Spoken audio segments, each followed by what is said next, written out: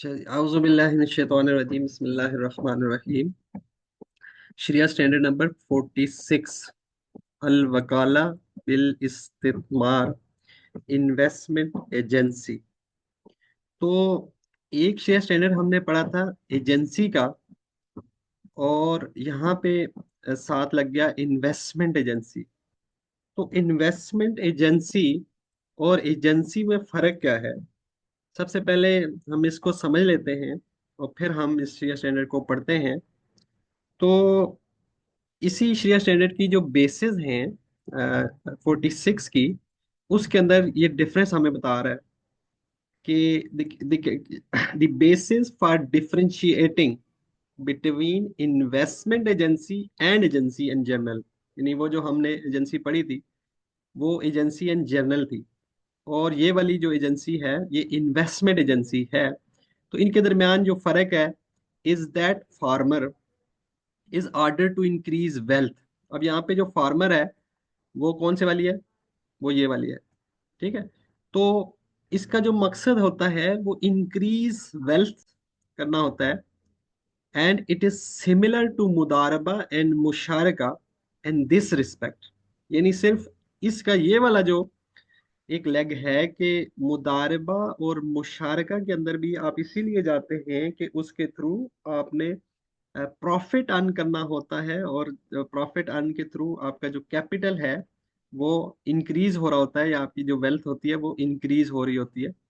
तो इस सिमिलैरिटी के साथ अगर हम देखें तो मुदारबा और मुशारका भी जो है वो इस तरह का है। However, the difference between investment agency and मुदारबा एंड मुशारका is that investment agency is a form of इजारा। ठीक है ना, इजारतुल इशखास, हायरिंग। तो ये जो कॉन्टेक्ट है, तो शरीयत की नज़र में ये इजारा का कॉन्टेक्ट है, हायरिंग का कॉन्टेक्ट है, किसका? इन्वेस्टमेंट एजेंसी का। वाइल मुदारबा एंड मुशारका आर फॉर्म्स ऑफ पार्टनरशिप। तो इसको हम अच्छी तरह समझते हैं कि ये पार्टनरशिप्स के हैं।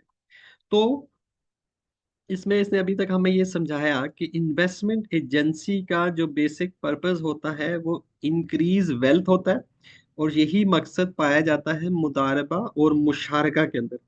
लेकिन जो इन्वेस्टमेंट एजेंसी है, इसका जो है जो जो इसकी कॉन्ट्रैक्ट का जो नेचर है वो इजारा का है। ठीक है ना, हायरिंग ऑफ पर्संस का है। और जबकि मुदारबा और मुशारका का जो कॉन्ट्रैक्ट है वो पार्टनरशिप का कॉन्ट्रैक्ट है। तो अब कह रहा है कि as far as general agency, it is an authorization to perform perform specific task such as payment etcetera. तो जो जनरल एजेंसी होती है उसमें आप उसको कोई भी काम जो है वो ऑथराइज करते हैं करने के लिए। जरूरी नहीं है कि वो प्रॉफिट जनरेशन हो। जैसे आप किसी को कहें कि ये पेमेंट ले जाओ और मेरे बिहाफ पे फलां बंदे को दे आओ। अब इसके अंदर कोई इंक्रीज ऑफ वेल्थ डेफिनेटली नहीं है। इसी तरह का वो कहता है कि even if the authorization is to engage in a sale purchase such as authorization of the client in a mudaraba and a murahaba contract, its main purpose is to acquire ownership for the institution rather than investment on its behalf। यानी जब हम मुराहबा के अंदर client जब institution को वकील बनाता है, तो उसका जो पर्पस होता है, सॉरी, जब इंस्टीट्यूशन क्लाइंट को वकील बनाता है, तो जो इंस्टीट्यूशन का जो पर्पस होता है वहां पे वो इन्वेस्टमेंट का नहीं होता, बल्कि उसके थ्रू उस एसेट को एक्वायर करना, उसकी ओनरशिप हासिल करना होता है। तो यहाँ पे तो इसने दो एग्जांपल दिए, पेमेंट करना, आपके बिहाफ पे परचेज करना। तो जो जनरल एजेंसी है उसके अंदर ऐसे काम भी हो सकते हैं जो आपके लिए प्रॉफिट जनरेशन ना हो। उससे अलावा यानी वो एक जनरल टाइप की है, उसमें हर तरह की चीजें हो सकती हैं। जबकि जो इन्वेस्टमेंट एजेंसी होगी उसके अंदर आपका पर्पस ही ये होगा कि इसके थ्रू आप क्या करें? जनरेट करें प्रॉफिट। तो जो अयोफी का शेयर सेना पर 23 है, तो उसके अंदर जो है, जो बेसिस की मैंने आपको बात की थी पढ़ने के लिए, आपके हार्डली 5 मिनट से ज्यादा नहीं लगेंगे उसकी बेसिस को पढ़ते हुए।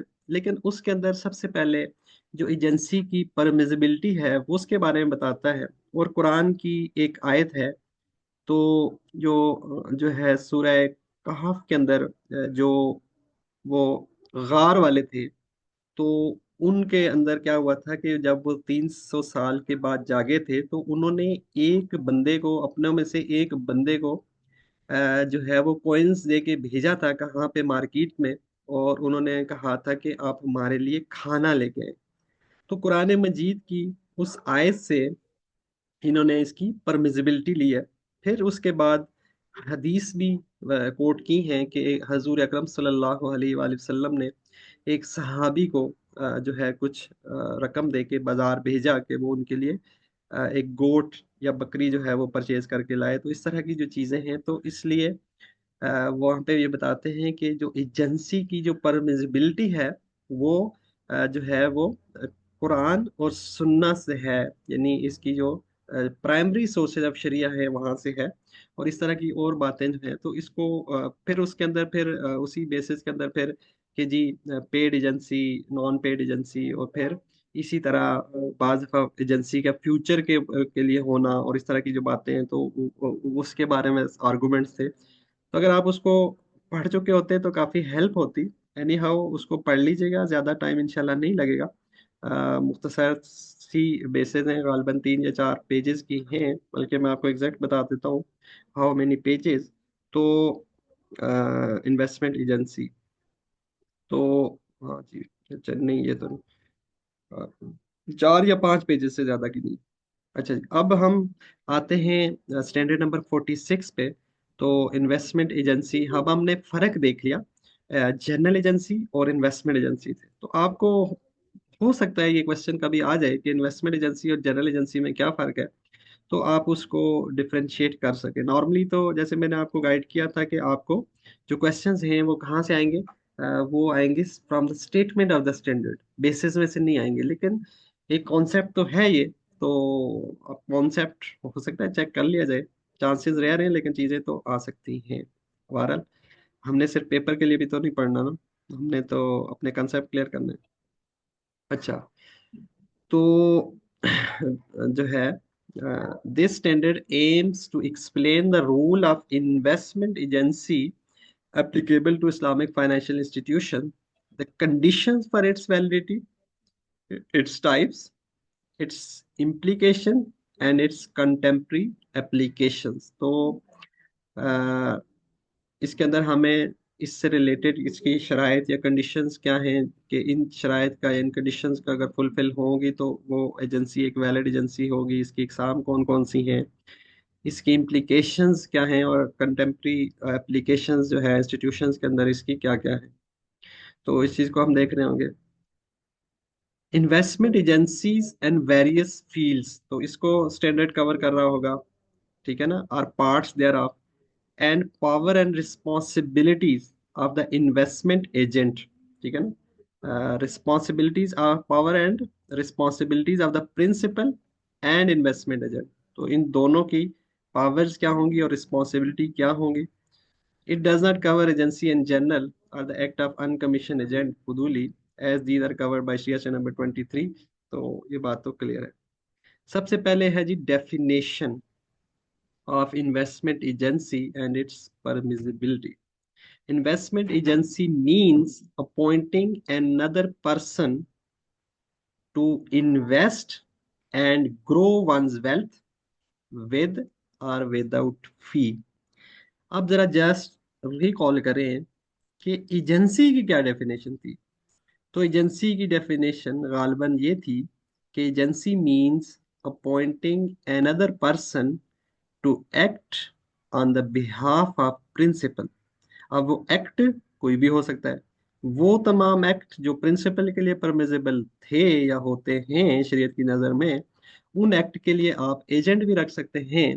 लेकिन चूंकि यहाँ ये जर्नल एजेंसी नहीं है, दिस इज इन्वेस्टमेंट एजेंसी, तो इन्वेस्टमेंट के अंदर पर्पस क्या था कि आपने अपनी इन्वेस्ट को ग्रो करना है, आपने प्रॉफिट जो है ना जनरेशन करनी है। तो इसलिए आप ये कहेंगे कि appointing another person to invest, आप जो उसको अमाउंट दे रहे हैं उसको इन्वेस्ट करें, एंड ग्रो, जो है ना उसको जो प्रिंसिपल की वेल्थ है उसको ग्रो करे और ये एजेंसी जो है वो विद फी और विदाउट फी भी हो सकती है। तो ये तो इसकी डेफिनेशन है। तो अगर आपको एमसीक्यूज इस तरीके से आता है कि भाई इन्वेस्टमेंट एजेंसी मींस, तो appointing another person to invest, और इसकी जगह वो इन्वेस्टमेंट एजेंसी को हटा दे, एजेंसी कर दे, agency means appointing another person to invest, and तो ये फिर जनरल एजेंसी की डेफिनेशन नहीं होगी, और उसने पीछे आपको एजेंसी लिखा होगा। तो इन्वेस्टमेंट के साथ आपने इसको जस्ट करना है, अदरवाइज स्टेटमेंट यही हो शुरू से इन्वेस्टमेंट हटा दे तो ये डेफिनेशन सही नहीं रहेगी। Investment agency is permissible subject to the relevant शरिया रूल्स, यानी पहली बात कि इन्वेस्टमेंट एजेंसी तो परमिसिबल है, लेकिन उसकी परमिसिबिलिटी को आप अनरिस्ट्रिक्टेड नहीं छोड़ेंगे, उसके साथ कुछ कंडीशंस हैं शरिया ने लगाई है। वो कंडीशंस क्या है, आपको आपको अभी तक क्लियर हो गई होगी ये लफ्ज पढ़ के ही, कि वो कंडीशंस क्या हो सकती हैं। तो इन्वेस्टमेंट एजेंसी के इंटीग्रल पार्ट्स, अरकान और इसकी टाइप्स, इसी तरह की बातें जब वो एजेंसी एजेंसी का हमने पढ़ा था तो हमने उसके अंदर भी यही हेडिंग देखी थी कि उसके इंटीग्रल पार्ट्स यानी अरकान क्या है और इसकी टाइप्स क्या है। तो उनको रिकॉल करें। तो द इंटीग्रल पार्ट्स अरकान of a valid investment agency are offer and acceptance. Offer and acceptance one thing, subject matter दूसरी थिंग, और contracting parties, two contracting parties, एक प्रिंसिपल और एक एजेंट। ठीक है, ये इसके क्या है जी, इंटीग्रल पार्ट्स हैं। इसके बगैर तो डेफिनेटली एजेंसी नहीं हो सकती। कि offer and acceptance, principal offer करे मैं आपको एजेंट बनाना चाहता हूँ, या एजेंट ऑफर करे मैं आपका जो है वो एजेंट बनना चाहता हूँ, तो ये होगी offer and acceptance. Subject matter of the contract, किसी न किसी काम के लिए तो किसी को एजेंट बनाया जाएगा ना, उसको कुछ ना कुछ मैटर बताया जाएगा कि किस काम के लिए हम आपको जो है वो एजेंट बना रहे हैं। ठीक है, और दो कॉन्ट्रैक्टिंग पार्टीज, तो वो किसी भी कॉन्ट्रैक्ट के लिए जरूरी, और वो जो किसी भी कॉन्ट्रैक्ट के लिए कॉन्ट्रैक्टिंग पार्टीज की जो कंडीशंस हैं वो यहाँ लगेंगी। ऑफर एंड एक्सेप्टेंस के लिए जो कंडीशंस कॉन्ट्रैक्ट के अंदर हमने पढ़ी वो यहाँ लगेंगी। इसी तरह सब्जेक्ट मैटर से रिलेटेड जो चीजें हमने कॉन्ट्रैक्ट के अंदर पढ़ी, तो उसमें से कुछ चीजें यहाँ एप्लीकेबल होंगी। तो इसके बाद भी ये यही कह रहा है कि ये चीजें हमने वहाँ पे भी स्टैंडर्ड नंबर 23 में देखी थी। तो फर्दर डिटेल इसकी वहाँ देख लें, तो देख लीजिएगा। It is permissible to make the appointment of an agent contingent contingent upon. अब ये एजेंसी यहाँ पे ना गलत लिखा हुआ है, ये समझे कि ये इसको यहाँ पे नहीं होना, कंटीजेंट अपॉन है सर। तो it is permissible to make the appointment of an agent contingent upon the fulfillment of a certain conditions or to cause to take effect on a specific future date। तो इस चीज को कि ये contingency क्यों allowed है, तो ये हमने यूफिस के 23 में डिस्कस की थी। फिर इसकी बेसिस को भी आप देखिएगा तो ये चीज हम ऑलरेडी डिस्कस कर चुके हैं।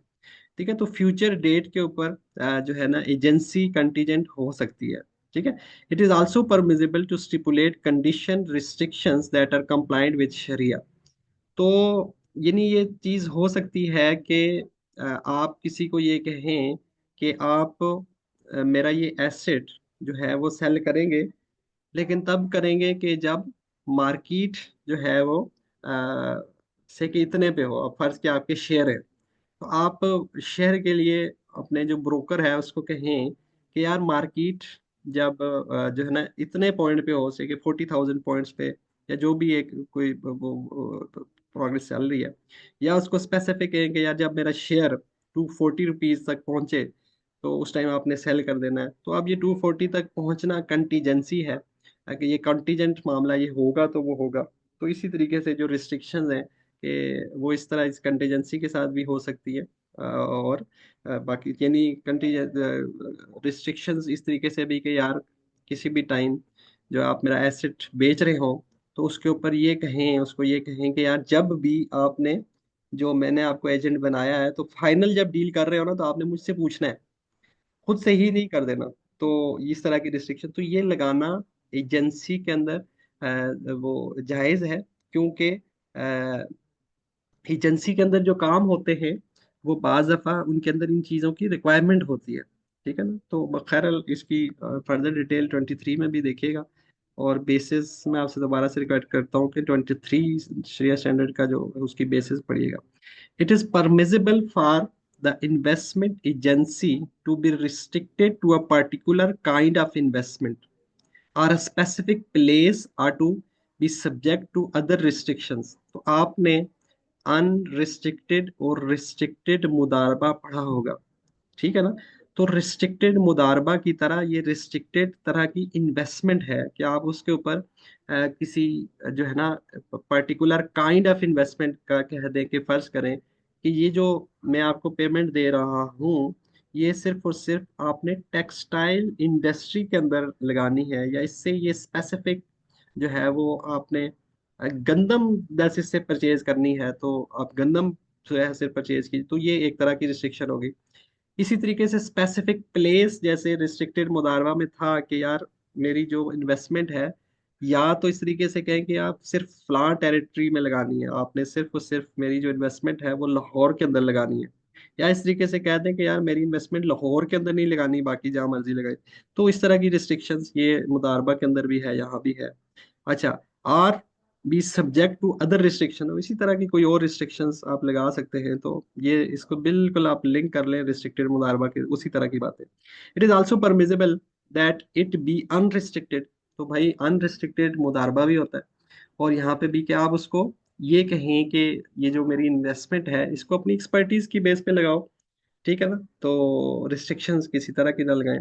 in which case it would still be restricted by customary practice, and that the agents and acts in the principal best interest। जब हमने यही चीज डिस्कस की थी, जब हम मुदारबा को पढ़ रहे थे, तो मैंने आपको बताया था कि रिस्ट्रिक्टेड मुदारबा के अंदर तो कुछ स्पेसिफिक रिस्ट्रिक्शन हैं, लेकिन अनरिस्ट्रिक्टेड मुदारबा के अंदर भी कुछ रिस्ट्रिक्शंस मौजूद होती हैं, यानी उसमें भी खुली छुट्टी नहीं दी जाती मुदारिब को। यहाँ भी वही हो रहा है। यानी पहली बात तो ये होती है कि invested as per your expertise. तो जहाँ पे उसकी एक्सपर्टीज नहीं होती वहां से बाहर नंबर वन वो नहीं जा सकता, ये एक रिस्ट्रिक्शन होती है। फिर इस तरह के काम नहीं किए जा सकते जो आपको एब्सोल्यूट लॉस लेके आ रहे हो। जैसे इन फंड से जो है वो मुदारिब या इसी तरह यहाँ पे इन्वेस्टमेंट एजेंट डोनेशन नहीं कर सकता, नंबर वन। नंबर टू, कर्जे हंसना नहीं दे सकता, क्योंकि कर्जे हंसना के ऊपर उसको कुछ भी रिटर्न नहीं मिलेगा, और अगर रिटर्न उसने लिया तो वो कर्जे हंसना नहीं रहेगा, तो फिर मामला खराब। तो इसलिए इस तरह की डोनेशंस की या कर्जे हंसना की, लोन की, जब तक ये उनको परमिशन नहीं देंगे, कौन या तो प्रिंसिपल या रब्बुल माल, तो उस टाइम तक ये, तो इस तरह की बहुत सारी रिस्ट्रिक्शंस फिर भी मौजूद होती हैं किसके अंदर, अनरिस्ट्रिक्टेड के अंदर भी। तो उसके अंदर ये दोनों के अंदर सेम तरह की चीजें हैं, मुदारबा और investment agency. It is not permissible for any of the parties to unilaterally amend the restrictions in the agency conduct। जब इस रिस्ट्रिक्शंस लगा दी गई, ठीक है ना, तो उसके बाद यूनिलैटरली उन रिस्ट्रिक्शंस को जो है वो कोई पार्टी चेंज नहीं कर सकती। जब भी होगा तो म्यूचुअल अंडरस्टैंडिंग से, दोनों की एक रजामंदी से वो फिर होंगी। तो ये चीज वहां पे भी थी, यहाँ भी है। अच्छा, करेक्टरिस्टिक्स ऑफ इन्वेस्टमेंट एजेंसी।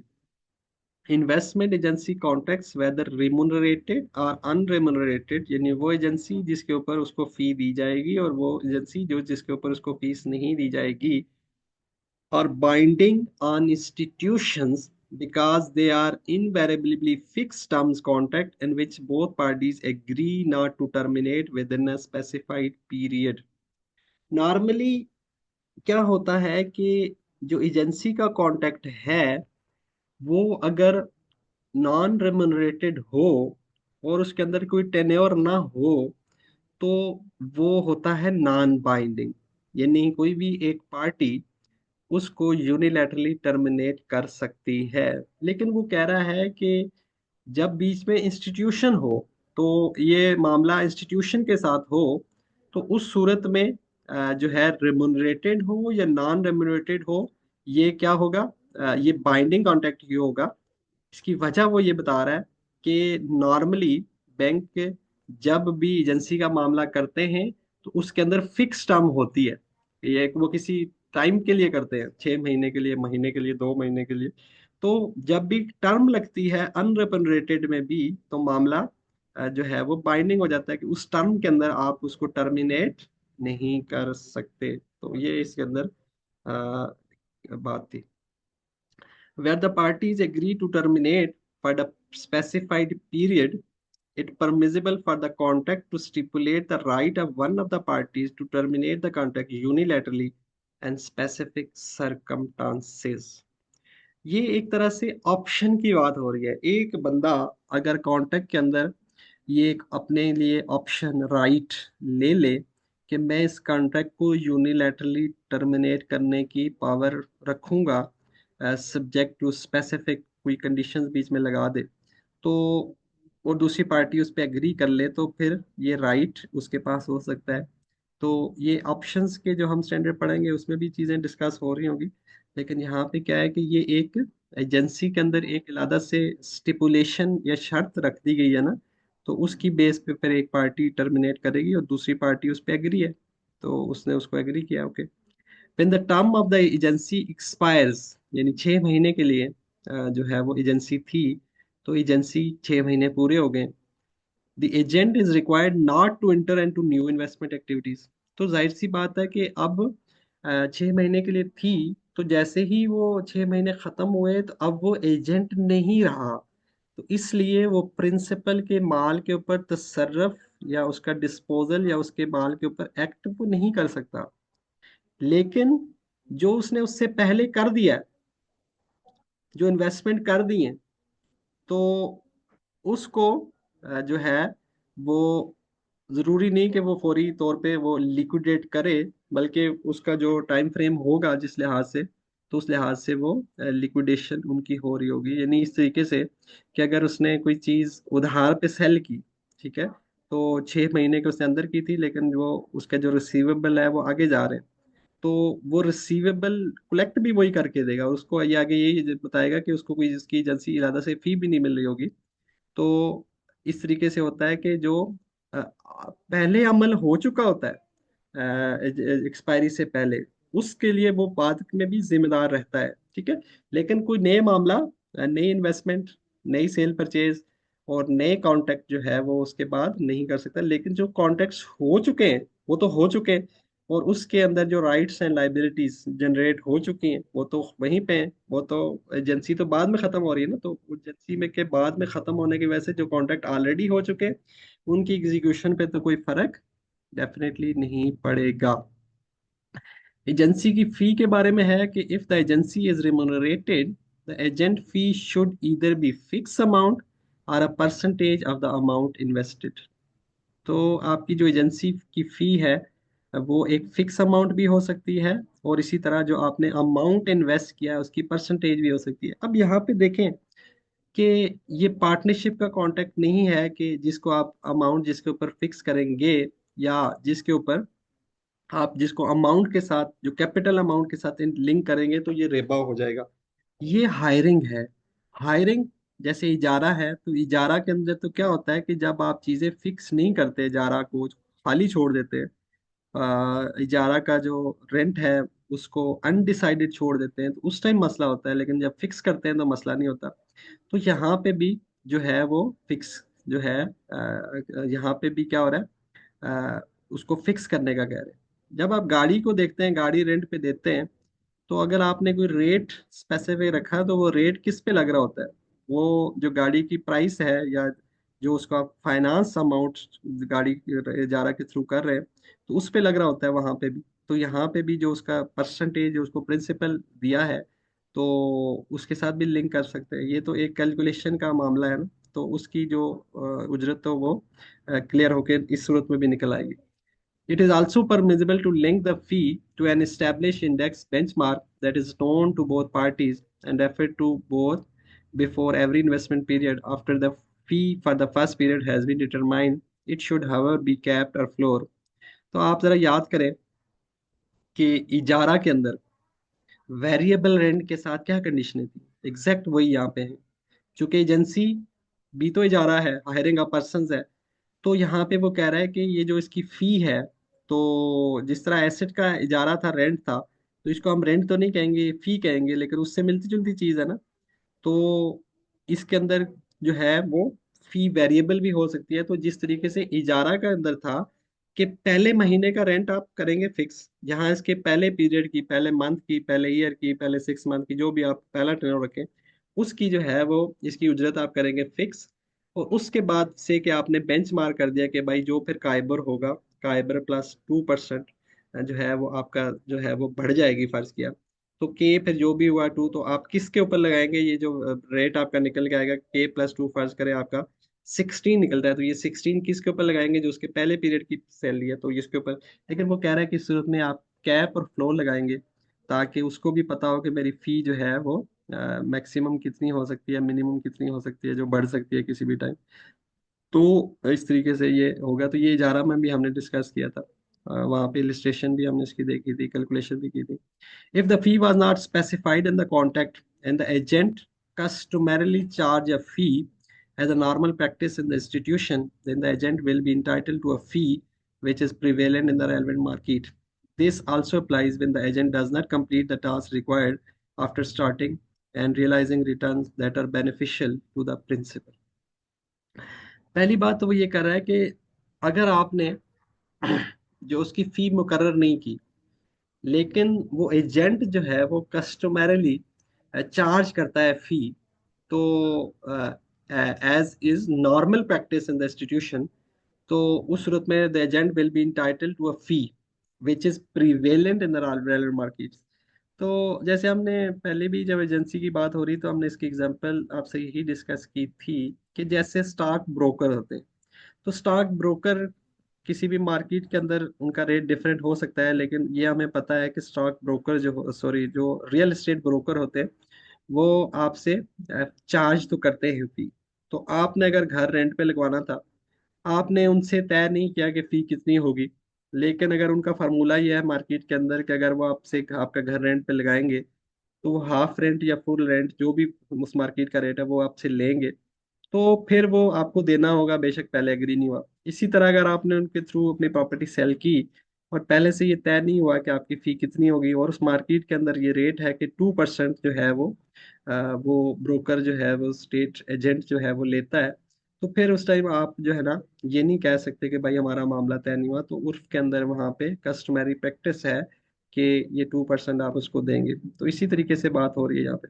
अगली बात ये कह रहा है कि this also applies when the agent does not complete the required task required after starting and realising returns that are beneficial to the principal. यानी ये कह रहा है कि ये जो फी है उसको उस सूरत में मिलेगी जब उसने काम तो शुरू कर दिया, और उसने आपका जो काम था उसके अंदर इस मामले तक वो ले गया कि वो अब जो उसने काम शुरू किया वो प्रॉफिट जनरेट करना उसने शुरू कर दिया है। तो उस सूरत में भी अगर वो जा भी रहा है, एजेंट डज नॉट कंप्लीट, उसने पूरा काम तो कंप्लीट नहीं किया, लेकिन प्रॉफिटेबिलिटी तक उसको ले आया है, तो उस सूरत में भी आप उसको उजरत मिसल जो है वो फिर क्या करोगे? दोगे। तो इस तरह की बात है। The principal is required to pay the investment agent's fees in accordance with the stipulated time and manner. तो भाई ये तो वही है, हदीस याद करें कि मजदूर को जो है वो मजदूरी टाइम पे दो।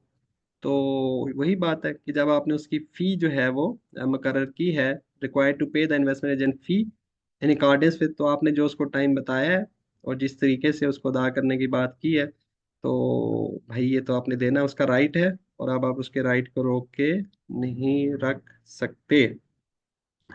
It is permissible to stipulate that the agent, in addition to his fee, is entitled to all or part of any amount over and above the expected profit as a performance incentive. भाई आप उसे ये कहें कि ये मेरी property बेचनी है, तो इसकी जो फी है, या इसी तरह ये तो बात स्टैंडर्ड हो रहा है इन्वेस्टमेंट के बारे में, तो इन्वेस्टमेंट है, तो इन्वेस्टमेंट आप करें, तो आपकी जो फी है वो मंथली होगी 10,000 रुपीज, ठीक है। लेकिन आपने उससे ये कहा कि जो है अगर जो रिटर्न है मेरा वो हर महीने 10% से ज्यादा आया, तो मैं आपको एडिशनल जो है वो 2% या 1% जो है वो दूंगा। तो ये उसका एक परफॉर्मेंस इंसेंटिव है। तो इसकी वजह से हो सकता है कि वो आपके लिए बेहतर रिटर्न भी कमा के लाए, तो ये उसको आप दे सकते हैं। Amount, term and profit of the investment. Amount, term and profit of the investment. The amount and term of the investment should be determined.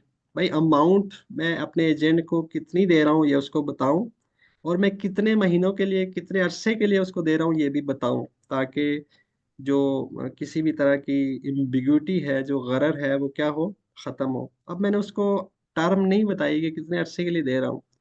उस बेचारे ने एक लॉन्गर टेन्योर के ऊपर जाके इन्वेस्टमेंट कर दी, और मैं 3 महीने के बाद उससे जाके मांगने लग गया हूँ। तो मसला क्या होगा, डिस्प्यूट की तरफ जाएगा। तो अगर मैं उसको पहले ही बताऊं कि यार मैंने जो आपको इन्वेस्टमेंट दे रहा हूँ ना, ये 6 महीने के लिए दे रहा हूँ, तो 6 महीने के अंदर हम आपने इसके ऊपर काम करना है, फिर 6 महीने बाद मामला हम आपस में क्लियर कर लेंगे। अब वो डेफिनेटली 6 महीने से ऊपर के ऊपर उसको इन्वेस्टमेंट को कहीं नहीं लगाएगा, तो इसलिए इसका पहले से तय करना, क्लियर करना जरूरी। irrespective of whether the amount is paid as a lump sum or installment। तो भाई आप पहले से ये भी कर सकते हैं कि भाई टोटल जो मैं आपको इन्वेस्टमेंट दूंगा ना, वो 3 लाख की दूंगा, लेकिन अगले 3 महीनों में मैं आपको एक एक 1 लाख करके दे रहा हूँ। तो जितनी उसके पास चली गई, तो जाहिर सी बात है वो काम तो उसी पे करेगा, तो उसी के हिसाब से आपको रिटर्न भी देगा। तो आप इसको जो है ये भी कर सकते हैं कि उसकी रेमुनरेशन भी इसी लिहाज से करें कि जब मेरी फुल इन्वेस्टमेंट आ जाएगी फिर तो इतनी की फी होगी, लेकिन पहले जो है ना वो प्रोपोर्शनेट होगी। जब कि आपकी टोटल फी जो है वो 30,000 थी, लेकिन जब मैंने 1 लाख रुपया दिया तो उस लिहाज से प्रोपोर्शनल पहले महीने आपको 10,000 चुके, मेरी इन्वेस्टमेंट कम है। तो ये चीज़ें आप कर सकते हैं, इस तरह आपस में म्यूचुअली एग्री कर सकते हैं, इसका फार्मूला बना सकते हैं। The principal is responsible for any expenses relating to the investment, such as transportation, storage, taxes, maintenance and insurance। तो भाई चूंकि जो एजेंट के पास माल है वो आपका माल है, तो उस माल से रिलेटेड जो एक्सपेंसेस हैं वो प्रिंसिपल ने बियर करने हैं। It is not permissible to require the agent to pay them from the agent's own funds. तो ये तो आपके लिए जायज नहीं है। Or to defer any reimbursement due to the agent where he has paid them on behalf of, या ये हुआ कि वो खर्चे उसने आपके बिहाफ पे किए हैं, और अब आप उसको जो है ना डिले कर रहे हैं, उसको दे नहीं रहे, तो भाई ये नहीं करे। ठीक है। Or to make such reimbursement subject to the yield of investment. आप उसे ये कहें भाई तूने ये खर्चे तो कर दिए हैं, जब तक मेरा जो है ना इतने परसेंट रिटर्न नहीं आएगा तो मैं आपको ये खर्चे रिबर्स नहीं करूंगा। तो भाई ये वाले मामले ना करें। And the investment agent is liable as a legal entity for any expenses related to its employ and equipment. वो कहते हैं कि जब ये इन्वेस्टमेंट एजेंट लीगल एंटिटी हो, दैट्स मीन के कोई फाइनेंशियल इंस्टीट्यूशन हो, कोई इदारा हो, तो एजेंट वो लीगल पर्सन है ना, आपने अदारे को एजेंट बनाया है, उस सूरत में वो जो आगे एम्प्लाई रखेगा, डेफिनेटली इदारा खुद तो जाके काम नहीं कर रहा होगा, उसके लोग होंगे। और इसी तरह उसको अगर कोई इक्विपमेंट वगैरह चाहिए, तो वो फिर वो देना, वो किसका काम है, वो इदारे का काम है। ठीक है ना। तो यहाँ पे एक्सपेंसेस की बात नहीं हो रही, यहाँ पे पर्सन्स की बात हो रही है। ठीक है ना। Investment agent is liable as a legal entity for any expenses related to its employees और इक्विपमेंट। तो ये एक चीज एडिशन है कि अगर जो एजेंट है आपका वो अदारा है, फाइनेंशियल इंस्टीट्यूशन है, तो उस सूरत में फिर क्या होगा कि वो उसके जो एम्प्लॉइज हैं और उसका जो इक्विपमेंट है, तो वो तो इन्वेस्टमेंट एजेंट ही उसका लायबल है। तो जुल्फिकार साहब, आप व्हाट्सएप देख रहे हैं या आप लेक्चर सुन रहे हैं? तो डिस्ट्रैक्शन से दूर रहें प्लीज। और शुरू में हमने आपसे रिक्वेस्ट की थी फीडबैक देने के लिए, आप बोले नहीं, और आप व्हाट्सएप पे जो है ना वो क्वेश्चन भेज रहे हैं, तो बोला भी करें। द इसमें तो एजेंट। स्पीकर नहीं लगाया हुआ था। जी। The agent may start investment activity before receiving the funds from the principal and with the with the principal permission by।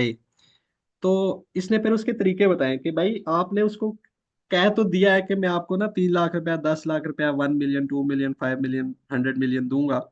तो इसके लिए आपने उसको एजेंट बना दिया। तो ये आपने एक तरह से उसको कमिट तो कर दिया कि मैं ये दूंगा, लेकिन फंड्स दिए नहीं। तो फिर क्या हो सकता है, वो उसके तरीकेकार ये क्या है कि वो जब तक आप उसको फंड देते नहीं, वो काम शुरू कर सकता है या नहीं। तो ये कह रहे हैं कि वो काम शुरू कर सकता है, मे स्टार्ट। पहले नंबर पे वो कह रहा है कि incurring a debt on behalf of the principal by purchasing on credit. तो वो आपने उसको 20 लाख देने का वक्त किया है, तो वो 20 लाख की परचेजेस कर ले आपका एजेंट बनकर। और वो जो उधार खड़ा हुआ है वो डेफिनेटली आपका उधार होगा, आपने उसको चुकाना होगा। तो ये एक तरीका। दूसरे नंबर पे ये कह रहे हैं कि जो एजेंट है आपका, वो आपको इतनी अमाउंट लोन के तौर पे दे दे। ठीक है, advancing a loan to the principal by purchasing something on his behalf. तो उसने आगे परचेज किया गुड्स, कैश पे की, लेकिन उसकी पेमेंट उसने की। अब उसने जब पेमेंट की, तो इसको ऐसा ही समझा जाएगा कि उसने प्रिंसिपल को क्या किया, उधार दिया। अब आपके जहन में फौरी एक बात आई होगी कि यहाँ तो combination of agency and combination of loan हो रहा है। तो शेयर स्टैंडर्ड भी समझ गया इसका, आपकी इस बात को, वो फौरी तौर पे जवाब दे रहा है आपको। उसे पता है कि ये श्रेया स्कॉलर आहिस्ता आहिस्ता बनने के करीब है, 1 महीने के अंदर अंदर ये इंशाल्लाह श्रेया स्कॉलर बन जाएंगे। तो इसलिए ना अब वो डिले नहीं कर रहा, आपके इन इश्कालात का जवाब जल्दी जल्दी दे रहा है। तो वो कह रहा है जी कि any loan advance by the agent is constructed as an interest free loan. पहले नंबर तो ये है कि वो इंटरेस्ट फ्री लोन होना चाहिए, which may not bring any benefit to the agent as as a creditor. ठीक है, तो एजेंट यहाँ क्रेडिटर बन रहा है, उसको किसी भी तरह का वो बेनिफिट नहीं देगा। कि ये नहीं हो सकता कि उसने लोन दिया है तो उसकी फी बढ़ा दो। ये नहीं हो सकता कि उसने लोन दिया है तो उसका जो परफॉर्मेंस इंसेंटिव है वो बढ़ा दो। इस चीज को लिहाज रखते हुए कि वो उसने आपको लोन दिया है, the agent is entitled to its fee and performance incentive without consideration to the loan amount. तो ये जो बात मैंने आपको एक्सप्लेन की कि उसको आप इस कंडीशन के साथ बढ़ा नहीं सकते। अगली बात, the profit and its entirely is the right of the principal. तो भाई, अब बेशक लोन तो उसने दिया है, लेकिन इस ट्रांजैक्शन से जितना भी प्रॉफिट हो, उसने किसके बिहाफ पे चीजें परचेज की हैं, प्रिंसिपल के बिहाफ पे चाहिए, तो पूरे का पूरा प्रॉफिट किसको मिलेगा, प्रिंसिपल का होगा। Unless it is stipulated that agent shall be entitled to all or part of any expenses above the expected profit as a performance incentive in addition to fixed fee। अब ये वाला जो चीज है ना, वो जो लोन वाला मामला था वो 631 632 तक था। उसके बाद 64 के अंदर उसने एडिशनल वो बात की, 6 पॉइंट लोन से रिलेटेड नहीं है। तो 65, the profit and its entirely, जब आप एजेंट किसी को बनाते हैं तो उसको जब फी जो है वो एजेंट है आपका, तो मुदारबा के अंदर तो क्या होता है कि प्रॉफिट शेयरिंग होती है। यहाँ पे वो अपना जो काम है ना उसकी फी फिक्स ले रहा है। तो जितना भी प्रॉफिट होगा वो प्रिंसिपल का होगा। हाँ, आप अगर उसके लिए कोई परफॉर्मेंस इंसेंटिव रखते हैं तो उस सूरत में वो उस प्रॉफिट के अंदर से उसको दे सकते हैं। अदरवाइज प्रॉफिट जो है वो सारे का सारा किसका है, प्रिंसिपल का। It is permissible for the agent with the principal consent to set aside a portion of the profit profit to create a profit equalisation reserve for the benefit of the principal. तो भाई अगर फर्ज किया कि principal ने कोई एक target rate दिया हुआ है कि यार कम से कम तूने मुझे इतना कमा के देना है, या प्रिंसिपल ये एक्सपेक्ट कर रहा है कि यार मार्केट के रेट के मुताबिक करके देगा, तो फिर अगर किसी महीने प्रॉफिट ज्यादा आता है तो उससे एक रिजर्व क्रिएट किया जा सकता है, जिसको प्रॉफिट इक्वलाइजेशन रिजर्व या प्रॉफिट स्मूथनिंग रिजर्व आप कहेंगे, वो लादा से रखा जा सकता है। तो वो एक रिजर्व होगा जिसको आपका एजेंट जो है वो करेगा। वो भी फंड्स आपके ही होंगे, लेकिन उसको इस मकसद के लिए करेगा कि वो आपको एक जिसको कहते हैं कि यूनिफाइड किस्म का प्रॉफिट जो है वो हर महीने दे सके। तो ये एक रिजर्व है, ये मुदारबा के अंदर भी होता है, प्रॉफिट इक्वलाइजेशन रिजर्व। और ये इसी तरह की चीज यहाँ भी है। तो रिजर्व एक है जस्ट ये, इससे आपकी कोई प्रॉफिट गारंटी नहीं होगा कि आपको इतना प्रॉफिट मिलेगा। These are just reserve, these are risk mitigation tools. तो अपॉन लिक्विडेशन, तो जब एजेंसी खत्म हो जाएगी, यहाँ लिक्विडेशन का मतलब क्या है, जब एजेंसी खत्म हो जाएगी, the balance of the profit equalisation reserve, अगर प्रॉफिट इक्वलाइजेशन जो पर है उसके अंदर कोई बैलेंस अवेलेबल है, रिटर्न टू द प्रिंसिपल, तो वो डेफिनेटली किसको किया जाएगा, प्रिंसिपल को वापस कर दिया जाएगा, without affecting the agent's entitlement to the fix fee or performance incentive for the period in which the reserve was set aside. तो जब जिस महीने ये रिजर्व किए गए ना सेट असाइड, तो उस महीने के लिए नंबर वन, जो आपको एजेंट की फी है तो उसमें से भी डेफिनेटली नहीं काटेंगे, उसको फी भी पूरी देंगे। और इसी तरीके से अगर उसका कोई परफॉर्मेंस इंसेंटिव था तो वो भी उसको देंगे। अब ये कैसे इंश्योर होगा कि उसका परफॉर्मेंस इंसेंटिव इफेक्ट ना हो? तो आपने फर्ज किया कि जो प्रॉफिट है वो कमाया, जो है एजेंट ने ट्रांजैक्शन से 100 रुपीज। 100 रुपीज प्रॉफिट अगर कमाया, तो अगर आप ये करें कि पहले उसमें से 2% रिजर्व काटें, तो पीछे कितना रह गया जी? 98। तो 98 के ऊपर फर्ज किया 2% आप देंगे, यार ये तेरा परफॉर्मेंस इंसेंटिव है, चूंकि हमने ये कहा था 90 से ऊपर अगर कमाया तो हम तुझे जो है ना ये भी देंगे। तो उस सूरत में अब आप ये परसेंटेज 98 पे लगा रहे हैं, तो इसका मतलब यह है कि ये तो उसका परफॉर्मेंस इंसेंटिव थोड़ा बहुत इम्पैक्ट हो रहा है। तो आप करेंगे ये कि जो 100 रुपया कमाया है ना उसने, तो अब 90 से ऊपर है ये, ठीक है, 90 रुपीज आपने कहा था इससे ऊपर कमाओगे तो 2% मैं आपको एडिशनल दूंगा। अब 2% 90 से ऊपर वाला भी हो सकता है, 2% फुल अमाउंट पे भी हो सकता है, तो ये किस पे आपने एग्री किया ये आप देखें। तो अगर आप 100 पे वो 2% उसको लगा के 2 रुपए उसको इंसेंटिव दें, और फिर जो 98 है उसमें से रिजर्व माइनस करें, उस सूरत में उसका जो इंसेंटिव है वो इम्पैक्ट नहीं होगा। तो ये यहाँ पे इस तरह की कैलकुलेशन की बात कर रहे हैं। Liability of N investment agent, तो उसकी लाइबिलिटी क्या है, इसको फर्द ज्यादा डिस्कस नहीं करते, ये उस दिन बहुत ज्यादा हमने डिस्कस किया कि agents acts in a fiduciary capacity. भाई एजेंट के पास जो मेरा माल है वो अमानतन है, तो वो जिसको कहते हैं कि गारंटीड नहीं है, जमान की बेस पे नहीं है, वो फिड्यूशरी है। उसकी नेग्लिजेंस की वजह से लॉस हुआ तो वो बियर करेगा, अदरवाइज इस इन्वेस्टमेंट को जो भी लॉस होगा वो लॉस किसका होगा? प्रिंसिपल का होगा। तो ये चीजें मल्टीपल टाइम पे आई हैं, इसको हमने डिटेल से डिस्कस किया है।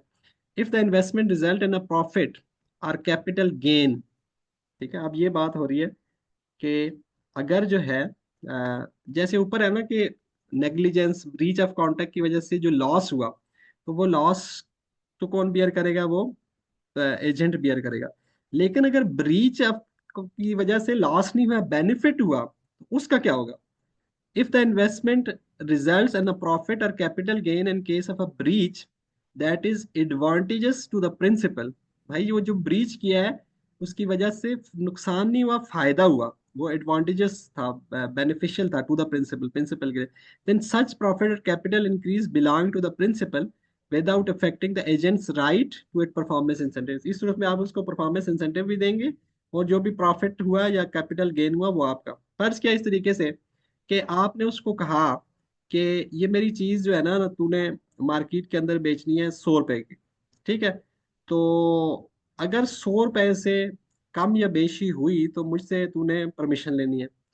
तो अगर वो कम पे बेचे तो उस सूरत में तो आपको लॉस हो रहा है ना, लेकिन वो भी आगे ट्रीटमेंट देखी जाएगी कि वो लॉस कैसे होगा और कैसे उसको कवर किया जाएगा, और उसकी जो है ना उसको कैसे इंश्योर किया जाएगा कि वो ये जो कह रहा है ये गारंटीड प्राइस ना बन रही हो। लेकिन अगर वो उसने आपने उसको कहा था ना 100 रुपए की बेचनी है, तो इससे कम बेची तो मुझसे पूछना है, तो वो 110 की बेचा है। तो अब ये जो 110 बेची तो ब्रीच तो है, आपने 100 रुपए की बात की थी, लेकिन ये 110 का बेचना आपके लिए नुकसानदेह तो नहीं है, तो ये प्रॉफिट जो भी होगा ये उसका नहीं है 10 से ऊपर का, ठीक है ना? तो ये आपका है, और इसके लिहाज से उसकी जो परफॉर्मेंस इंसेंटिव है वो भी आपको देगी। लेकिन एक दूसरी चीज भी हो सकती है जो बहुत जगह होती है, वो इस तरीके से है कि आप एजेंट को ये कहें, नॉर्मली प्रॉपर्टी के अंदर, स्टेट एजेंट के अंदर ये होता है कि यार ये जो प्रॉपर्टी है ना, हाँ, मुझे जो है ना इसके तू इस तरह करके 1 लाख रुपया जो दे है ना वो इसमें सेल करके दे दे, तो ये मेरी टारगेट प्राइस है। तो अगर मार्केट में बिकती है इससे ज्यादा, तो ठीक है, तुझे इजाजत है, इससे ऊपर जितने भी होंगे वो आपके हैं। तो ये चीज भी हो सकती है। तो लेकिन ये पहले पहले एग्री करना पड़ेगा ना, अगर ये एग्री नहीं है तो फिर वो आपकी प्रॉपर्टी के ऊपर ज्यादा बेच के ऊपर आप खुद पैसे नहीं रख सकता। तो ये चीजों को भी हमने समझना है। Rights and obligation of the contract executed by the agent, तो ये थोड़ी सी ना थोड़ जी होल्ड कीजिएगा। अच्छा, rights and obligation of the contracts executed by the agent, the results of the contract like transfer of the ownership and entitlement to the fee belongs to principal. अब यहाँ पे ना थोड़ी सी ट्रांसलेशन के अंदर मसाइल है कि the result of the contract, like transfer of the ownership and entitlement to fee का यहाँ मतलब है कि इंटाइटलमेंट टू प्राइस। तो ट्रांसफर ऑफ ओनरशिप जो होगी, वो ट्रांसफर पहले किसके नाम है, सेलर के है अंदर के नाम है, जो सॉरी प्रिंसिपल है उसके उसके नाम है ना ओनरशिप। उससे वो ट्रांसफर होगी किसको, बायर को। ठीक है। और जो प्राइस है, प्राइस जो है वो उसकी इंटाइटलमेंट कौन होगा, वो प्रिंसिपल होगा। तो ये तो रिजल्ट ऑफ द कॉन्ट्रैक्ट है, किसके लिहाज से, बिलोंग्स टू प्रिंसिपल, ये प्रिंसिपल से रिलेटेड है। इसी तरीके से वो कहता है however the rights and obligation like pursuing of payment or delivery including litigation belongs to agent। यानी एजेंट के साथ जो सेल वाला मामला है वो किसने किया, वो वो जो दूसरी पार्टी थी, जिसको चीज बेची गई, तो उसके सामने कौन आया, उसके सामने एजेंट आया। तो इसलिए उससे पेमेंट मांगना, उसको डिलीवरी करना जो सब्जेक्ट मैटर है। और इसी तरीके से अगर वो पेमेंट नहीं देता तो उसके केस लिटिगेशन वाला मामला अगर करना पड़ता है तो वो करेगा एजेंट, क्योंकि इसी काम के लिए उसको क्या किया गया, रखा गया। तो ये इस तरह के मामला आते हैं। Appointment of a sub agent. तो पहली तो बात ये है कि the investment agent is not permitted, not permitted, ठीक है ना, not permitted to appoint a sub agent for the prescribe investment activities except for activities outside its area of expertise, or what is normally outside the capacity of the agent or its employees, or where the principal grants the agent permission to the subcontract। वो कहते हैं भाई in principle तो यह है कि आप सब एजेंट नहीं रखेंगे, लेकिन उस मामले के अंदर आप सब एजेंट रख सकते हैं जबकि वो मामला आपकी जो है ना वो किससे बाहर हो, सॉरी जो इन्वेस्टमेंट एक्टिविटीज हैं उससे बाहर वाला कोई मामला हो। तो नॉर्मली वो इन्वेस्टमेंट एक्टिविटीज के अंदर ना आता हो, एक तो उस सूरत में रख सकते हैं। और या आपकी कैपेसिटी से बाहर का है, तो आप या आपकी इम्प्लाई से कैपेसिटी की बाहर का है, उस सूरत में भी रख सकते हैं। या जहाँ पे आपने को प्रिंसिपल ने इजाजत दी हो कि आप सब कॉन्ट्रैक्ट जो है वो कर सकते हैं, तो उस सूरत में आप सब एजेंसी का कॉन्ट्रैक्ट क्या कर सकते हैं, कर सकते हैं। अगली बात वो कह रहे हैं कि अगर सब एजेंट रख लिया आपने तो क्या होगा, the sub agent appointed by the agent with the consent of the principal can not be dismiss by the agent. अगर आप एजेंट रखा तो सब एजेंट रखा तो एजेंट ने है, लेकिन उसने प्रिंसिपल की कंसेंट से रखा है, यानी प्रिंसिपल की अप्रूवल से रखा है। उसको फिर रखने के बाद एजेंट डिसमिस नहीं कर सकता, लेकिन उसको कौन डिसमिस कर सकता है, उसको डिसमिस प्रिंसिपल ही कर सकता है। But can only be dismiss by the principal, उसको अवॉइड कर सकता है। लेकिन अगर जो है उसके जो अपॉइंटमेंट थी वो इस तरीके से ही थी कि जो प्रिंसिपल था उसने एजेंट को ये कहा कि आपको अथॉरिटी है, आप जिसको बेहतर समझे अपना सब एजेंट मुकर्रर कर लें। तो अब उसने उसको एक जनरल तरह की अथॉरिटी दी, तो इस सूरत में वो फिर ये भी इंटाइटल है कि उसको डिसमिस भी करे, क्योंकि उसको ने उसके लिए उसको एक अथॉरिटी दी थी प्रिंसिपल ने। restrictions stipulated in the investment agency, the investment agent must adhere to restrictions requiring it to consult the principal before any investment, and if any breach the agent result in loss, the agent shall bear it। भाई अगर agent ने कहा था कि ठीक है आप मेरे एजेंट हैं, लेकिन आपने करना ये है कि किसी भी जो इन्वेस्टमेंट एक्टिविटी को फाइनल कंक्लूड करने से पहले आपने मुझसे जो है वो क्या करना है, कंसल्ट करना है। तो ये एक रिस्ट्रिक्शन है, तो इसको फॉलो करना जो है वो फिर प्रिंसिपल सॉरी एजेंट के ऊपर जरूरी है।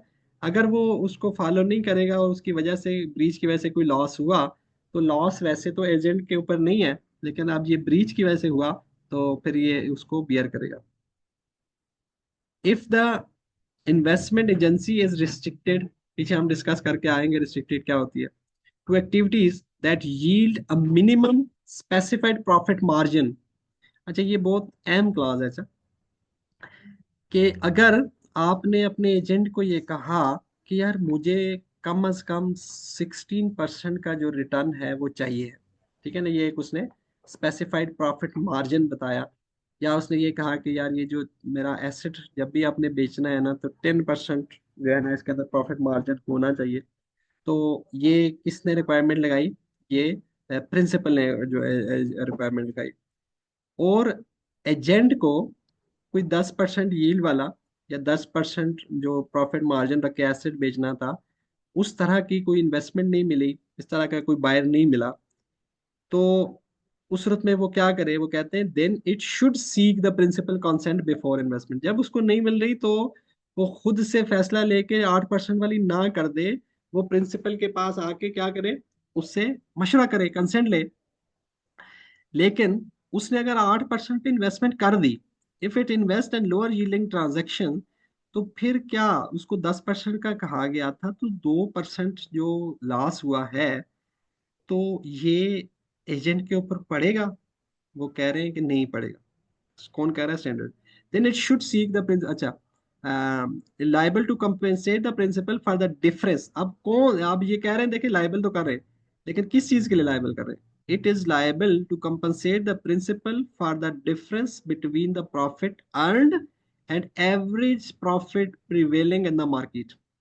भाई, उसको जो 10% कहा गया था, उसने उस पे नहीं की, मार्केट के अंदर उसने 8% पे कर दी। लेकिन मार्केट के अंदर जो एवरेज रेट है, जो तकरीबन हर इन्वेस्टर कमा रहा है, तो जो इजीली एक्सेसिबल इन्वेस्टमेंट थी, वो 9% पे थी। तो अब ये 2% का लॉस बियर नहीं करेगा, ये 1% का करेगा, क्योंकि 1% अचीवेबल था और इसने अचीव नहीं किया। तो ये चीज कह रहा है between the profit earn and the average profit prevailing in the market. आगे कह रहा है if it is less than the stipulated amount percentage. तो अगर जो है वो स्टिपुलेटेड जो है वो अ, अ, जो अर्न उसने किया वो 8 है, और जो मार्केट के अंदर 9 है, तो उस सूरत में एक का बेयर करेगा। लेकिन अगर उसने अर्न किया 11 और मार्केट के अंदर 12 है और स्टिपुलेटेड 10 है, तो उस सूरत में तो कुछ भी बेयर नहीं करेगा। तो ये वाली कहानी भी है। अच्छा, it is not liable for the minimum profit margin specified by the investment by the principal. भाई, ये जो प्रिंसिपल ने उसको कहा था कि 10% मेरा टारगेट रेट है, ये कमा के देना है, तो ये 10% के लिए वो पाबंद नहीं है। अगर 10% को पाबंद कर देते तो इसका मतलब है कि जो एजेंसी है, ये वाले मामले के अंदर ये एक तरह का लोन का मामला हो जाता कि भाई इसके अंदर रिटर्न को गारंटी किया जा रहा है 10% को। तो 10% आप टारगेट रेट तो कह सकते हैं, लेकिन 10% के साथ फिक्सेशन नहीं हो सकती। अगर 10% नहीं कमाया तो मसला कोई नहीं है भाई, जो मार्केट में सब कमा रहे हैं, बस वो कमा के ले आना। Rules for investment agency. If the agent commingles his own funds with the principal funds। भाई, प्रिंसिपल के भी फंड हैं और एजेंट के भी फंड हैं, तो ये बात बिल्कुल ऐसी ही है जैसे मुदारबा के अंदर जो मुदारिब होता है, वो अपने फंड डाल देता है। तो एग्जैक्ट वही बात है, कोई फर्क नहीं है। If the agent commingle his own fund with the principal funds or with the funds that he manages, he may not he may not then purchase for his own account any asset from the asset owned by the commingled funds without giving notice on each occasion. This is to establish the transfer of ownership and liability for the asset from the commingled funds to the agent's account. This requirement is impracticable in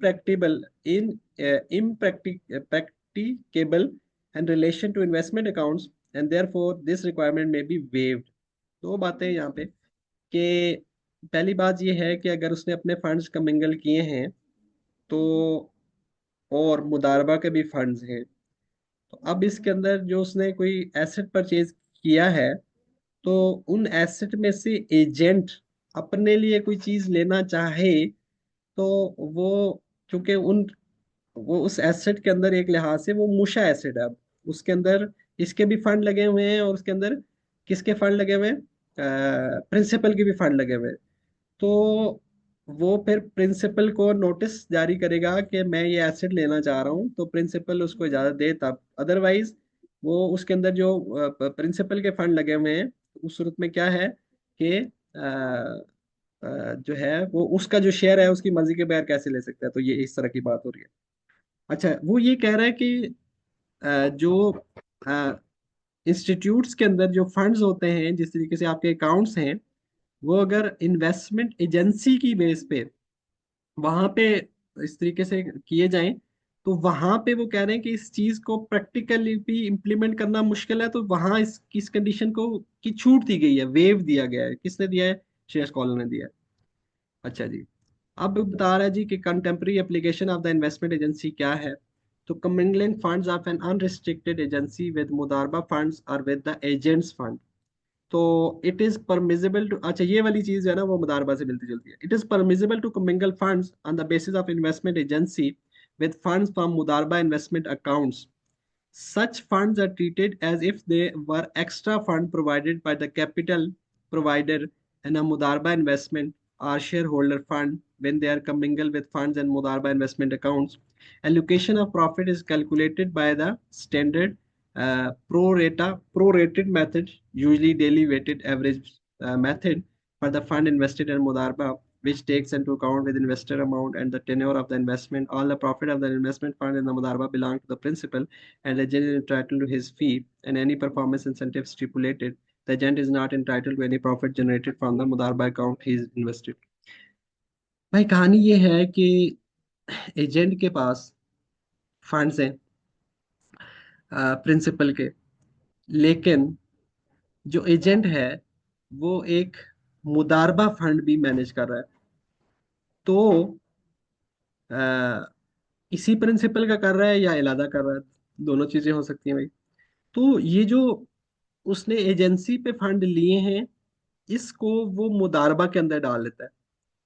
तो ये फिर उसी तरीके से होगा कि जिस तरीके से मुदारिब अगर अपने फंड डाल देता था किसके अंदर, मुशारका के अंदर, मुदारबा के अंदर।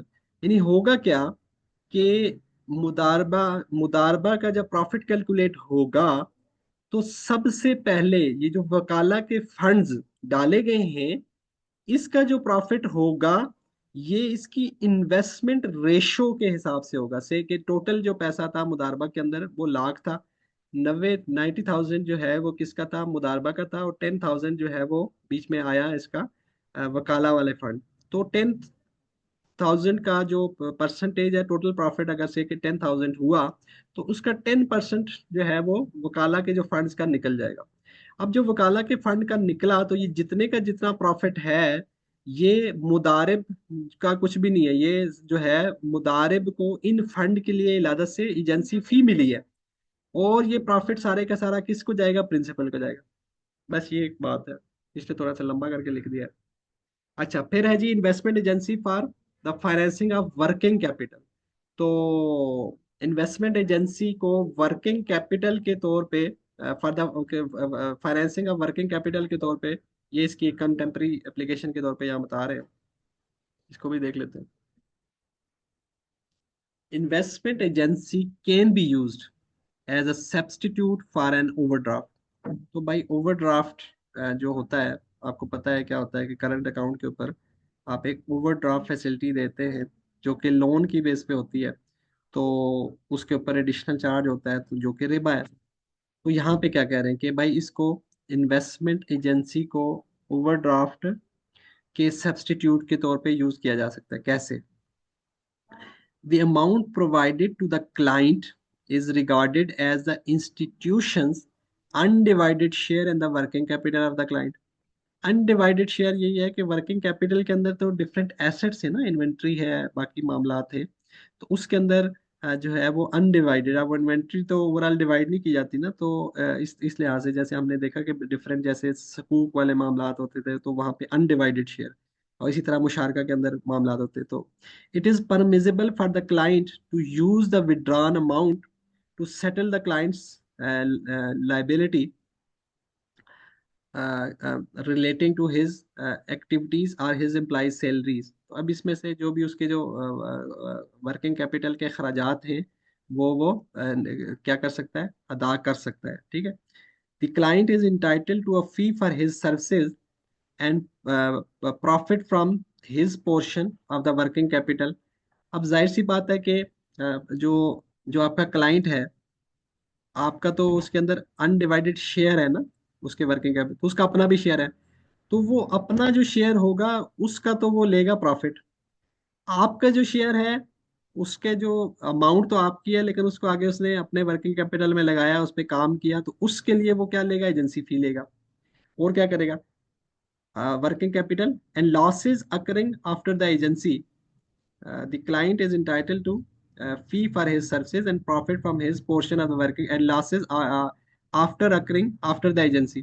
तो इसी तरह से अगर उसको अपना जो प्रॉफिट है, अपना जो उसका शेयर है, उसके ऊपर अगर कोई लॉस है, तो वो भी उसको डेफिनेटली बियर करेगा, if any, on board by both parties on the pro रेटा बेसिस।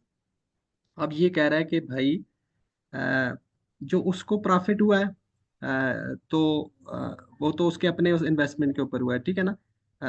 बल्कि इसको इस तरीके से लें कि जो एजेंट का भी पैसा लगा हुआ है, और जो प्रिंसिपल है उसका भी पैसा लगा हुआ है, ठीक है। तो उसके अंदर अगर लॉस होता है, तो लॉस जो होता है वो दोनों की जो इन्वेस्टमेंटेड अमाउंट है, उसकी क्या होगा, प्रो रेटा बेसिस पे होगा। लेकिन सवाल यह है कि यहाँ पे लॉस कैसे डिस्ट्रीब्यूट होगा, तो लॉस भी प्रो रेटा बेसिस पे ही होगा, ठीक है। तो if the client has any interest bearing, अच्छा ये एक एडिशनल चीज है, तो इसको प्रैक्टिकली कैसे देखा जाएगा, थोड़ी सी मुश्किल बात है, कि if the client has any interest bearing deposit or loans, the institution should stipulate that the client is solely responsible for them. तो पहली तो बात यह है कि यहाँ पे आपको श्रेय स्क्रीनिंग क्राइटेरिया भी लगाना पड़ेगा, तब जाके आप उसके साथ इन्वेस्ट करेंगे। लेकिन ये पोर्शन छोड़ा है, तो उस सूरत में आप यहाँ जाएंगे, और उसके बाद भी आप उसको ये कहेंगे कि भाई ये जो इंटरेस्ट वाले मामलात हैं, इनका जो देना है, ये आपकी जिम्मेदारी है। ये एक इंटरेस्ट एक एक्सपेंस होता है ना, तो एक एक्सपेंस है, तो वो जो एक्सपेंस होगा वो किसको चार्ज नहीं किया जाएगा, वो बेशक उसको एज अ डायरेक्ट एक्सपेंस ही आप लें, अगर ये ले रहा है फर्ज किया, तो वो उसको आप जो प्रिंसिपल्स के फंड है उसके अगेंस्ट चार्ज नहीं करेंगे। तो ये बात है। When the client does not require financing any more, तो अब ये है कि ये पैसे जो है वो वापस भी तो आने हैं उसे। तो वो कह रहे हैं कि जब उसको ये फर्दर फाइनेंसिंग नहीं चाहिए, देन द रिलेशनशिप में be terminated on the basis of तखारुज, which means that either the joint account is distributed between them pro rata. तो भाई जाहिर सी बात है, वो पैसे जो है वो एसेट के अंदर लग गए, तो अब एसेट के अंदर लगे, अब उनको विड्रॉ करना है, तो उनकी कोई ना कोई वैल्यूएशन होगी, ठीक है। तो उसके हिसाब से जो है, जितना जिस रेशो से दोनों की इन्वेस्टमेंट है, उस लिहाज से एक जो है वो उसका ये जो प्रिंसिपल है, उसकी अमाउंट उस रेशो से कैलकुलेट होके उसके पास आ जाएगी। or one party will purchase a share of the other at a price agreed upon at that time। तो प्रो रेटा बेसिस पे आप कर लें, और इसमें यही होगा कि अब वो जो एसेट है उसके अंदर बेसिकली इन्वेस्टमेंट हो चली गई है, तो जो भी जो वर्किंग कैपिटल के एसेट है उसके अंदर दोनों का वो है। तो अब जो आपका एजेंट होगा, वो आपका शेयर जो है वो मार्केट प्राइस के ऊपर ले लेगा, और आपकी इन्वेस्टमेंट वापस आ जाएगी। Appointing conventional banks by the institution as their investment agent and vice versa. क्या आप कन्वेंशनल बैंक्स को अपना इन्वेस्टमेंट एजेंट बना सकते हैं, और इसी तरह इन्वेस्टमेंट एजेंट एक इस्लामिक बैंक को अपना इन्वेस्टमेंट बना सकते हैं? तो पहले तो कह रहा है बना सकते हैं। It is permissible for institution to appoint a conventional bank as an investment agent provided that the relevant contacts are compliant with Sharia approved by the institution's Sharia Supervisory Board, and that the conventional bank have among their activities Sharia compliant modes of financing and investment with proper Sharia supervision। तो ये इतनी ज्यादा restrictions के बाद आप उसको देंगे, and Sharia audit without violating the requirements of the regulatory authority। तो इतनी सारे काम वो कर सकता है, तो आप उसके साथ इन्वेस्टमेंट करें। इसी तरीके से आप उससे इन्वेस्टमेंट ले भी सकते हैं, institution to accept fund based on wakala from conventional banks and invest them and its activities which have been approved by Sharia Supervisory Board, provided that the contract is free from condition and restrictions that are prohibited by Sharia।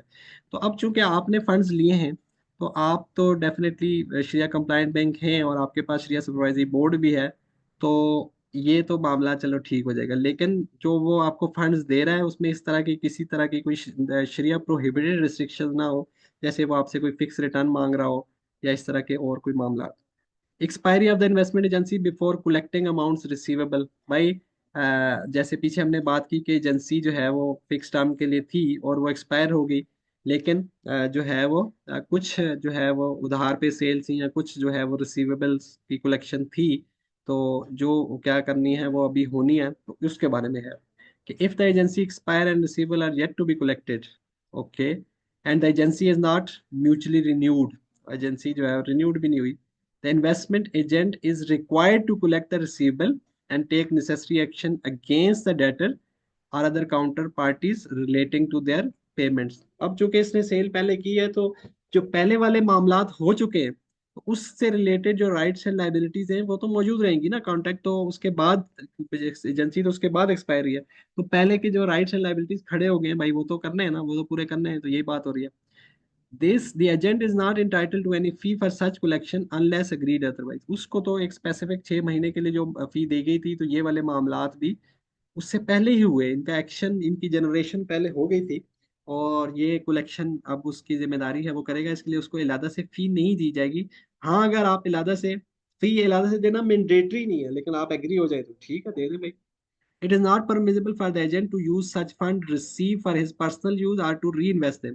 तो सीधी सी बात कि ये fund जो है, अब उसका वो एजेंसी वाला मामला खत्म, लेकिन जो है ये फंड्स तो किसके हैं, जब तो वो जैसे ही कलेक्ट करेगा तो वो पास ऑन करेगा किसको, प्रिंसिपल को, और जब पास उसने करने हैं तो वो उनको री इन्वेस्ट तो नहीं कर सकता, इसलिए एक एजेंसी तो खत्म हो गई है। The agent is not required to pay for the principal such receivable from his own personal funds. भाई वो उसने जो फंड्स कलेक्ट करने हैं ना, वो वहां से कलेक्ट करके ही देगा, ये नहीं कि अपने फंड दे दे। ठीक है। और इसी तरीके से आर सीक फाइनेंसिंग लाइक तवरक फॉर दिस पर्पज, ये भी नहीं कर सकता कि वो तवरक की कोई ट्रांजैक्शन करके आपके फंड्स जो है वो आपको दे दे, और एक्चुअली जो फंड्स जो है वो अल्टी थर्ड पार्टी से आने थे, जिसको जिसके पास जिससे सेल हुई थी या जहाँ पे इन्वेस्टमेंट की अमाउंट गई थी, जहाँ से कलेक्ट होनी थी, तो भाई उधर से आनी है। In the event of early termination of the agency, either by mutual agreement or by one party unilaterally exercising its rights to terminate। शुरू में हमने बात की थी ना कि अगर एजेंसी जो है वो पेड है या उसके अंदर टेन्योर है, तो वो यूनिलैटरली टर्मिनेट नहीं हो सकती, वो म्यूचुअली से होगी। लेकिन एक पार्टी अपने लिए राइट भी रख सकती है कि वो उसको टर्मिनेट कर सकती है, ऑप्शन। तो यहाँ पे भी वही कह रहा है, or by early settlement of the amounts due from the obligator, it is permissible if mutually agreed upon to reduce the performance incentives stipulated for the agent, if any, at proportion to the tenure of the investment। भाई आपने उसको 6 महीने के लिए agent रखा था, और आपने उसे कहा था कि आपकी जो फी होगी वो 6 लाख होगी, तो अब वो 3 महीने बाद वो खत्म कर रहा है, तो ठीक है ना, आप 6 लाख तो उसको नहीं देंगे, रिड्यूस करेंगे, और उस पीरियड की प्रोपोर्शनेट जो है वो in proportion to the tenure of investment, तो बस जितने अरसा उसने आपके बिहाफ पे एजेंट बन के काम किया, उतने अरसे की फी दे देना उसको भाई, ज्यादा पूरी देने की क्या जरूरत है। तो